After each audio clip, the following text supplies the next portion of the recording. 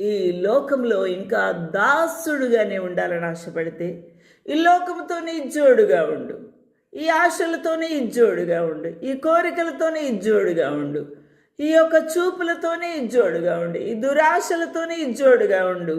అప్పుడు నీకు ప్రభువుకు సంబంధం ఉండదు. నువ్వు స్వతంత్రుడు కానేరవు, పాపమునకు దాసుడుగానే ఉంటావు. కానీ కుమారుడు అయితే నిన్ను స్వతంత్రుడుగా చేస్తాడు. నువ్వు విడుదల పొందుతావు ఆ పాపపు ఆశల నుంచి, కోరికల నుంచి, చూపుల నుంచి. ఆ పాత జీవితము, రోత బ్రతుకు నుండి ప్రభు నిన్ను విడుదల చేస్తాడు. నీకు పరిశుద్ధత, పవిత్రత, కుమారత్వము, నిత్య జీవము, పరలోక భాగ్యము, మహిమ నీకు అనుగ్రహిస్తాడు.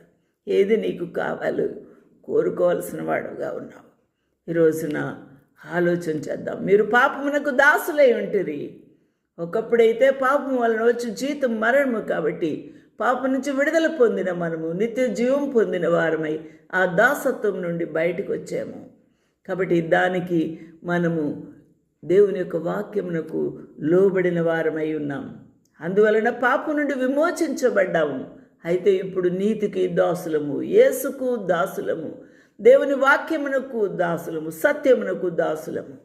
హల్లెలూయా. ఇందుకు దేవునికి స్తోత్రములు. హల్లెలూయా. దేవునికి మహిమ కలుగుగాక. దాసుడు ఎల్లప్పుడూ ఆ యొక్క యజమానుని గృహంలో నివసించాడు. కానీ ఎవరు నివసిస్తారు అనగా, కుమారుడు మిమ్మల్ని స్వతంత్రులుగా చేసిన ఎడల మీరు నిజంగా స్వతంత్రులై ఉంటారు. కాబట్టి మీరు ఆయనతో నివాసం చేస్తారు. ఆయన ఉన్న చోటే మీరు ఉంటారు. మీ తండ్రి ఉన్న చోటే మీరు ఉంటారు. హల్లెలూయా. The servant abideth not in the house forever, but the son abideth ever. హల్లెలూయా. దేవునికి మహిమ కలుగును గాక. యోహాను 8:35. దాసుడు ఎల్లప్పుడూ ఇంటిలో నివాసము చేయడు, కానీ కుమారుడు ఎల్లప్పుడూ తండ్రి నివాసములో నివాసం చేస్తాడు. దేవునికి మహిమ కలుగును గాక.